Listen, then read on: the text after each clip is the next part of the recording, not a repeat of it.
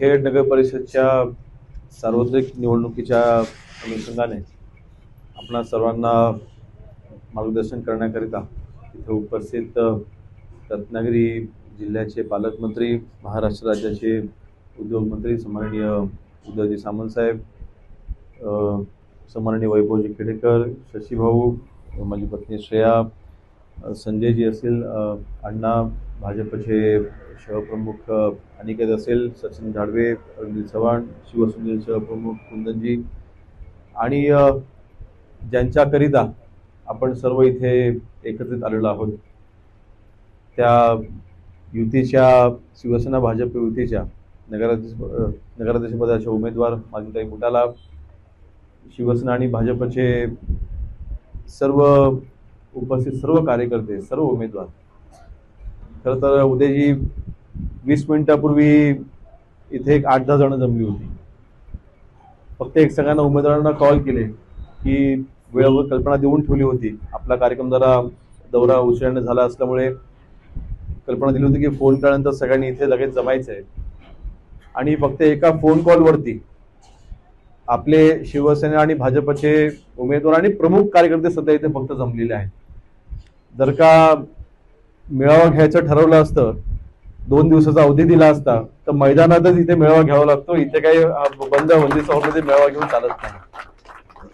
आणि म्हणून उपस्थित आपण सर्व शिवसेना आणि भाजपचे कार्यकर्ते पहिल्या दिवसापासूनच खेडमध्ये युती होणार की नाही होणार या बाबतीतली चर्चा अगदी महाराष्ट्राच्या स्तरावरती होत होती. आणि आजच्या या बैठकीच्या निमित्ताने मी पुन्हा एकदा नक्कीच उदयजी आपले मनापासून मी आभार मानेन. भाजपचे प्रदेशाध्यक्ष रवींद्र चव्हाण साहेब असतील आणि विशेषतः वैभवजी खेडेकर यांचे देखील मी आभार मानेन, कारण शेवटी समन्वय जर का जुळून आला नसता तर कदाचित आज शिवसेना भाजपची युती इथे आपल्याला पाहायला मिळाली नसती. आणि संपूर्ण जिल्ह्यामध्ये आपण सगळ्याच नगर परिषदा, नगरपंचायती आपण ह्या शिवसेना भाजप युतीच्या अंतर्गत आपण लढवतोय. आणि नक्कीच सगळ्यांनी ज्याचा उल्लेख इथे केलाय, येणाऱ्या 3 तारखेला ज्यावेळेला निकाल लागेल त्यावेळेस संबंध जिल्ह्यामध्ये मला वाटतं आताच बैठक आपली चर्चा चालू होती की संपूर्ण जिल्ह्यामध्ये जेवढ्या निवडणुका जाहीर झालेल्या आहेत त्या सगळ्याच ठिकाणी 100% निकाल लागेल अशी परिस्थिती आहे. आणि त्यासोबतच आपल्या खेडमध्ये देखील रामदास भाई इथे लोकप्रतिनिधित्व करत असताना, आमदार असताना, मंत्री असताना, विरोधी पक्षनेते असताना, विशेषतः रामदास भाईंच्या सुरुवातीच्या काळामध्ये जे काही इथे यश इथे शिवसेनेला प्राप्त व्हायचं, किंबहुना संबंध महाराष्ट्रामध्ये नगर परिषद पहिली शिवसेनेची नगर परिषद पुढे निवडून आली असेल तर खेडची नगर परिषद निवडून आली होती. हा रेकॉर्ड आणि हा अभिमान खेडमधल्या सर्वच कार्यकर्त्यांना आहे. आणि नक्कीच एक चांगली बाब घडली या युतीच्या निमित्ताने. आणि खरं तर संजयजी इथे आज उपस्थित राहू शकले नाही, संजयजी कदम आज उपस्थित राहू शकले नाहीत. त्यांच्या घरी देखील लग्न आहे त्यांच्या सुपुत्रांचं, त्याच्या तयारीमध्ये देखील ते आहेत.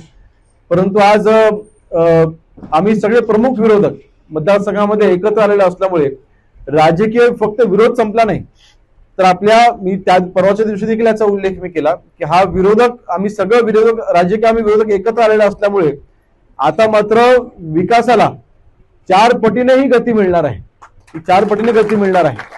आणि म्हणून मला वाटतं आपण 10 वाजताची वेळ देखील आहे प्रचाराची, मी अधिक वेळ घेत नाही. परंतु आज खेड शहराच्या विकासाकरिता ही युती होणं ही अत्यंत आवश्यक होतं. आज मी असेल, वैभवजी असतील किंवा संजयजी असतील, आम्ही सगळे एकत्र मिळून नक्कीच आपल्या खेडचा फक्त ह्या निवडणुकीपुरता मी शब्द देणार नाही, आपल्या सहकार्यानेच उद्याजी आपण पालकमंत्री म्हणून आपल्या सहकार्याने देखील, आणि एकनाथ शिंदे साहेब आपले आज नगरविकास मंत्री आहेत, आज आपले उपमुख्यमंत्री आहेत.